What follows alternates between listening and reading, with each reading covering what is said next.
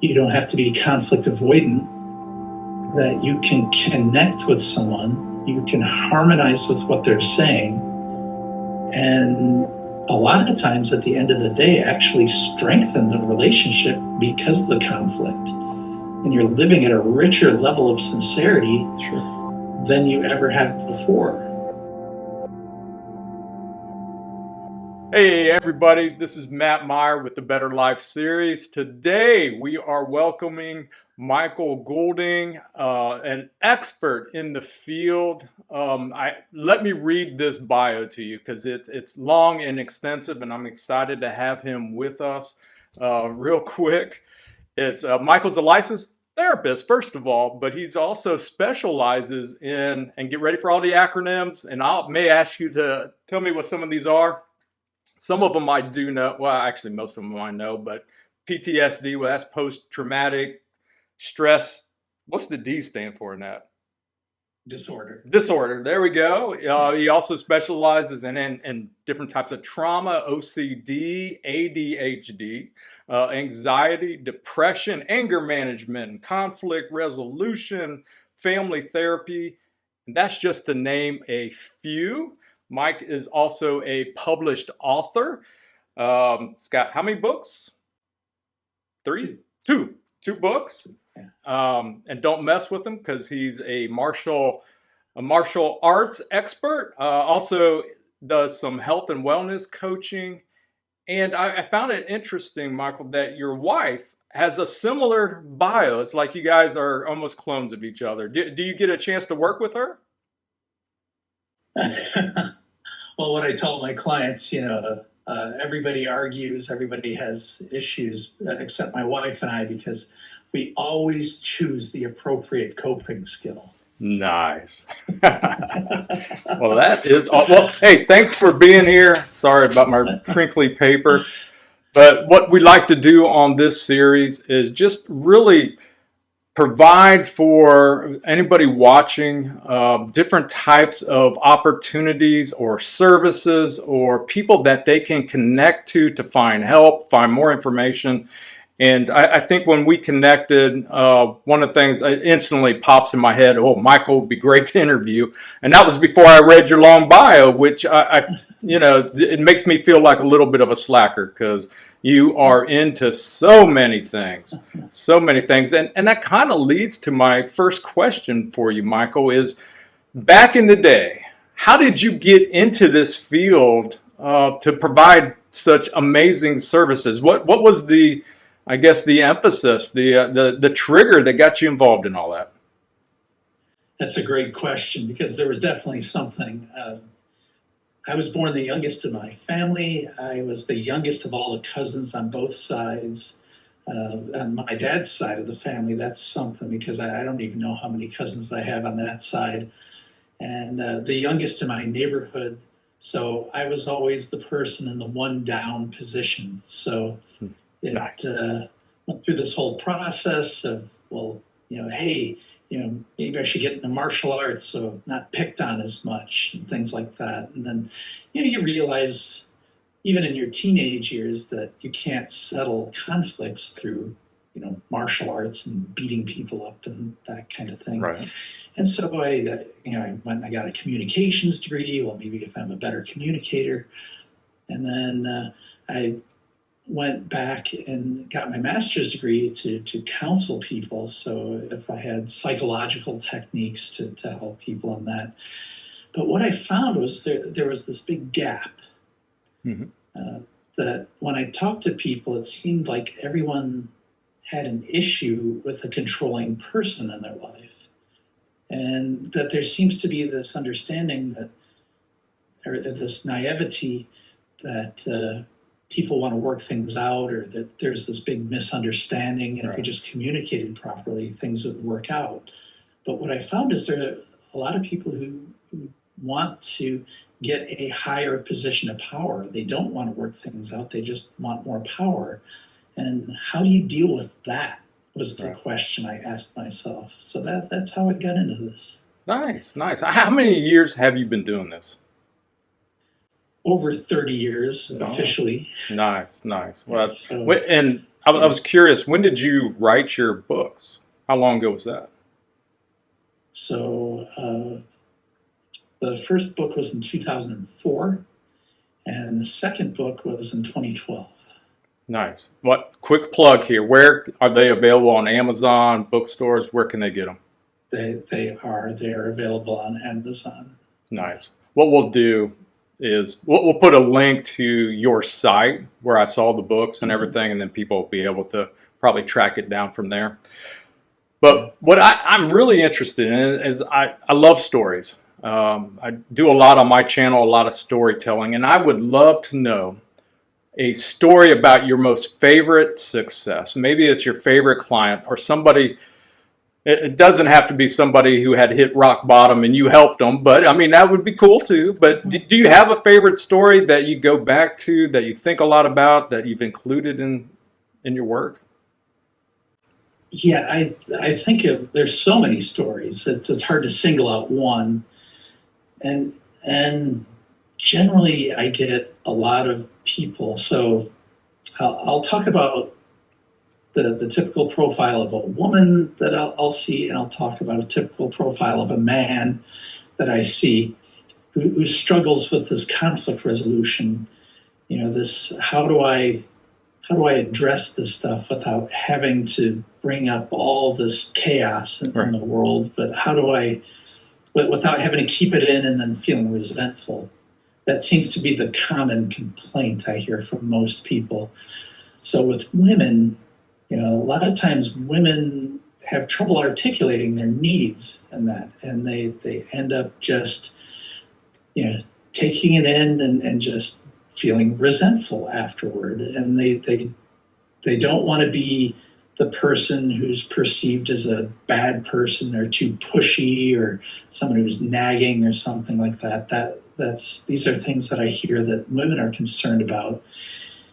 And at the same time, they don't want to be doormats that people just run over. And, they feel like that a lot of times, that a lot of people in their lives put them in the lower position and want to push them over and get what they want, and then have a hard, give them a really difficult time if they're not given what they want. So I see a lot of women who go through this process. They go through this transformation, that you don't have to be mean to do this, and you don't have to be a people pleaser. You don't have to be conflict avoidant. That you can connect with someone, you can harmonize with what they're saying, and a lot of times at the end of the day actually strengthen the relationship because of the conflict. And you're living at a richer level of sincerity than you ever have before. Gotcha. And with a lot of the men, they don't realize that they're being in a situation where they're being controlled.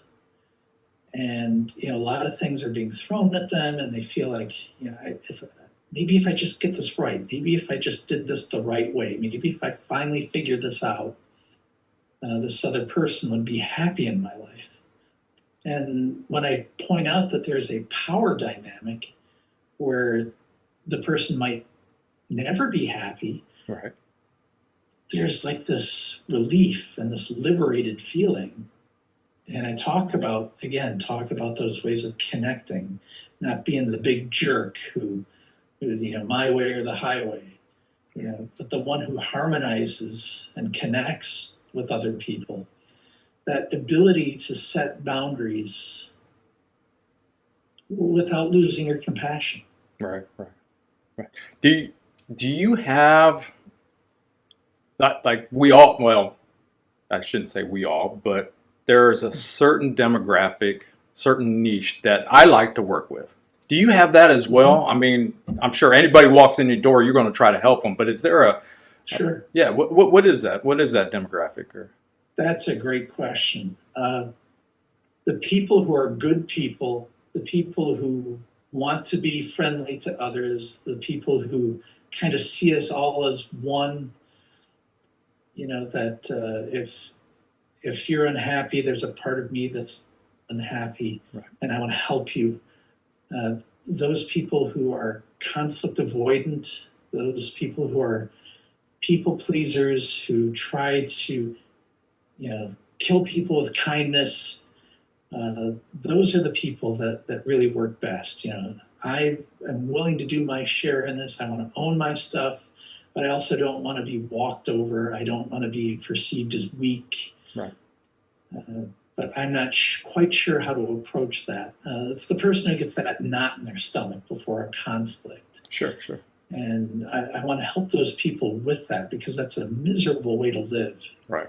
And since you like stories, I have a metaphor for you All right. that works really well. So let's imagine you grew up in a different era or a different part of the world where no media gets to you whatsoever. And you grow up on a ranch or a farm, and you drive a truck. And you've been doing it since the age of 15, and you're really good at driving that truck, and you know that truck back and forth. And now, for the first time in your life, you have to drive into town, Mm-hmm. and you have no idea what the rules of the road are. Right. And so you drive into town, you make all those mistakes that people might make. You drive in the middle of the road, you go through the red lights, you might stop at the green lights, you might not know that straight is the right of way. You face all the consequences that Right. might happen with that. So people are honking their horns, they're giving rude gestures to you, Right. you're yelling, screeching tires, near misses. So you may be very hesitant to try to go back into town, even if you really need to, even if it would really benefit you to go back into town. You might not do that. Right. So you're limited back on the ranch, and you're scared and you don't feel good about it. You got that knot in your stomach. And then somebody hands you this book that says, hey, you drive on the right-hand side of the road. You stop at red lights. You can go through green lights. Straight has the right of way. Right. And you learn some of these basics and you go, oh, okay. And your anxiety goes way down. Your proficiency goes way up. Your performance goes way up. Your confidence goes way up. And you go, I actually like driving into town. I actually like going to these places. Sure. And I'm going to stop avoiding going to places. And there might be new places I can go. There's all kinds of places I can go now. Well, this is exactly the dynamic people face when it comes to conflict with others. They miss important engagements, social engagements that might help them very much so, and they avoid it. Or they don't go to family events where it might be, these magic moments that occur, but there's that person I'm having a conflict with, and I'm just afraid it's going to erupt into something, so I'll just stay home. Right. So this is, that would be the ideal client. I gotcha. And today, I had this conversation. It was a couple days ago with somebody, and we were talking about when we grew up. We didn't have all the social media. We didn't have the iPhone, smartphones, all of that. And today, the kids growing up, cyberbullying, just trying to keep up with one another, and the social media, it's maddening. How has that impacted your work and the clients that you see? It impacts it a lot. First of all, people are seeing things that they never would have seen before. Like, oh, you went out with that whole group of people and you didn't invite me. Right. That wouldn't have been discovered before. Right. It's yet another avenue to attack a person, to gain a higher level of power, a higher level of control. It is an opportunity to say something without consequence. If you're in a person's presence, then, that person can continue to confront you about something. Like if they call you a name or accuse you of something, like, okay, that's not true, but I'm really interested in hearing where you heard that. Right. And all of a sudden the person has to be accountable. Well, you don't have to do that now. You can take a pot shot at someone. And a lot of the people who do this, by the way, are the people who don't have a profile picture. They have a picture of their dog or a picture of some nature scene or something as their profile picture, and they can do these attacks. And especially if you belong to groups where you don't know everybody in the group. So there's a lot of opportunities for that, and a lot of opportunities to do more backhanded things. Email threads Mm, that don't include people, an opportunity to gang up on people, mistreat people. right, right. Man, it's so tough. Yeah, Yeah, we had it easy. We really did. yeah. I mean, It, and we didn't have all the bad stuff we did permanently floating around that's online. right. Oh my God, that is so true. And Yeah, it's challenging. I mean, I even look at my two daughters. They're mhm, grown. They were born in the early 2000s. So they're not, I think they're a little bit different than what they call it, Gen Alpha or whatever this yeah, most recent generation is. Uh, but they're still having to deal with it in how they um, do business and work, mhm, and yes, the challenges of people. That, again, my oldest daughter is a business person, and she manages properties and she does some other things, and it's still pretty impactful, more so than trying to be friends with people. How do you see clients who are just overwhelmed and the anxiety and stress caused by all the information overload, everything that's going on today? How's that happening? What's going on yeah. there? Well, first of all, there's a lot more to remember. Mm, Uh, if you don't have things managed well, or just by the nature of your business, people can get referrals through email, text, voicemail, right, right, different online resources, different venues. So you have that to manage. So there's a lot of stress that way. So a lot more to remember. And then the pipeline of things that can come at you of your to-do list can come from all kinds of sources now, whereas it was either a phone call or someone showing up at your door, right, right, or right. seeing someone face to face, Yeah, And if you didn't see them face to face, you aren't getting this influx of things that you needed to do. right, right.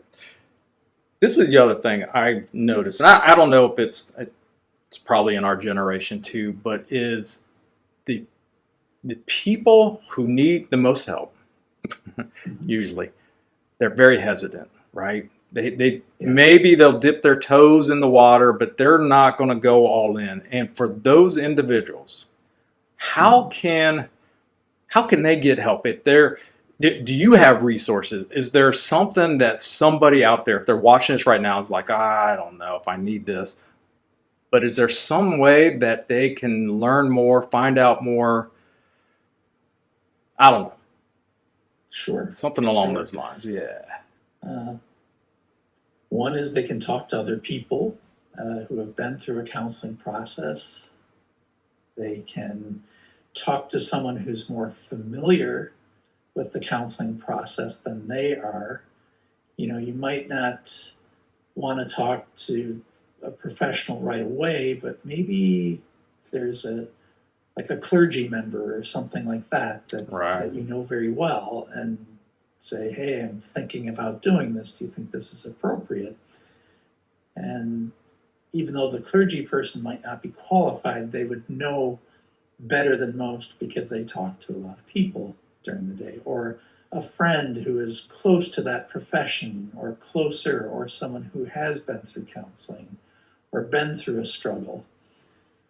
But the people who tend to do this tend to be of a higher mental health level of functioning than most people. And there's this myth among Hmm. some people that you have to be really messed up or something like that Right, right. in order to really pursue this. When really it could be a life change, a struggle, a loss that you've had, that kind of thing. Right. And if you want to keep it completely anonymous and you don't want to talk to anyone about it, most of us have some kind of health insurance. Not all, but most of us who do. You can go to the back of your card, your insurance card, call and say, I'm thinking about getting counseling. Can you send me some people in network? And you can get started that way. And if you don't have that, you can call 211 and ask for information on how you could get some free counseling services. Right, So, right. And how do you address the parents who may say, no, my child, yeah, I'm not sending them to counseling. They're not crazy, blah, blah, blah. It's sort of all those myths about counseling, which are totally wrong. mhm, How do you approach that? How do you help those individuals? okay. Well, first of all, I let them know that the majority of my work is probably going to be with the parents.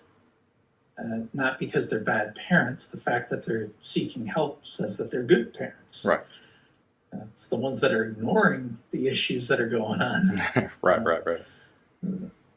Those are the ones that need more work. But if you're concerned about your kids, the majority of the work will be done with the parents because it's very unlikely, not impossible, and it depends, of course, on what Sure. the issue is.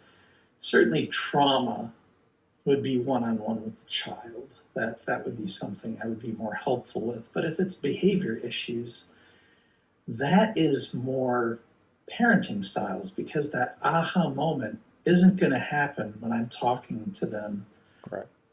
over a Zoom meeting. The 10-year-old's not going to go, oh, okay, Right. this is what's going on.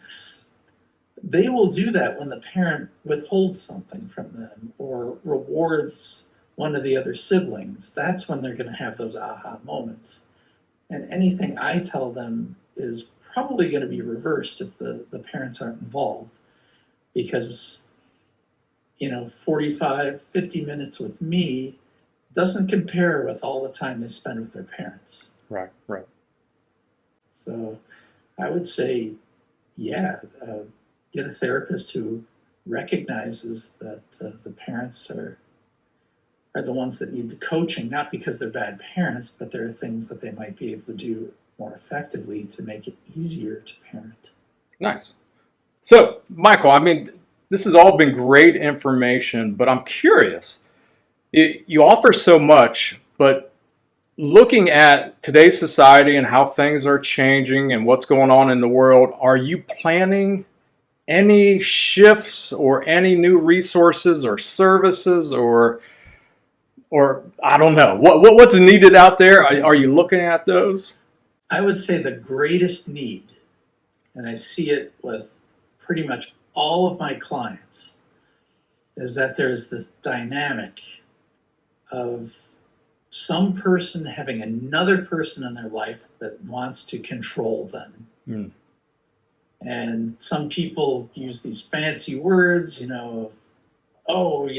my partner's a narcissist or Right, something right. like that. Or, they throw all these technical terms or they're gaslighting me. Essentially, what everybody's saying with all of those terms is that instead of being an equal to that person, there's someone who wants to be superior to you Gotcha. and put you in a lower position. And that seems to be what the biggest issue is with that. And it doesn't have to be as dramatic as someone being a narcissist or gaslighting you or something like that. So most of the time, it's very subtle. And I would challenge most people that if there's something that's bothering you, if you really think about it, it's someone who's trying to do this to you. Right. It could be someone who's driving behind you and they're like this far away from your bumper. Right. Kind of, that's a dominance bullying kind of behavior. Or, you have people who talk over you or dismiss what you have to say. This is what I hear from the women a lot. And then once in a while, I'll get a man who's very successful. I'm just going to pick someone like a doctor or something like that. And he is up here. He's got the finances. He's got the power. He's got the position. And, people look at him and, oh, he holds all the cards and he might be controlling his wife. Well, what happens a lot of times is that the wife will perceive herself as up here. And I'm not trying to pick on any gender. All genders do this. All demographics do this. But she might think, I deserve to be taken care of. You need to be doing all the work. And don't let reality bubble up to me. Otherwise, you're not doing your job and I'm going to punish you. Right. And as soon as I say that, these men will be like, oh my gosh, that's exactly how she thinks. and they're able to now work with this issue with clarity, and they're able to address it and still maintain harmony in the relationship and have a much richer, more meaningful relationship than they ever had before, by recognizing this dynamic and addressing it. Right. Oh, that's nice. All right. This has been great. I've got one last question for you. Okay. How can someone who's watching this, we get this out in front of people, how can they get in touch with you? What's the best way they can get in touch with you? And of course, we're going to put some links in the show notes, but. Yes, I will give you my email address, and I will give you my website address. So that would be the best way to do that. Perfect. We'll put those on screen with Movie Magic editing, so they'll show up probably right now.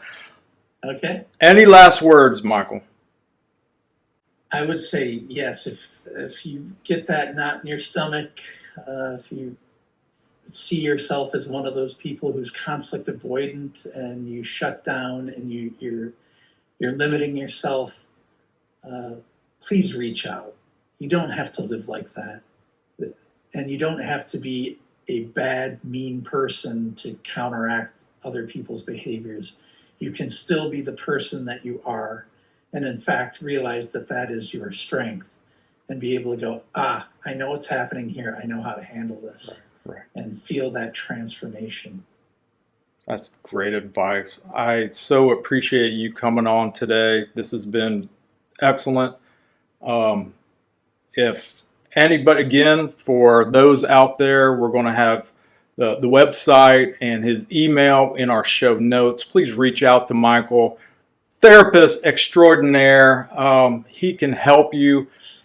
And Michael, looking at you, thank you so much for being on today. And I look forward, we'll be hanging out, I'm sure, soon. For those who don't know, Michael is local, so doesn't live too far from me. But hey, thank you all for checking into the Better Life series. Thanks, Michael. Take care. We'll see you next time.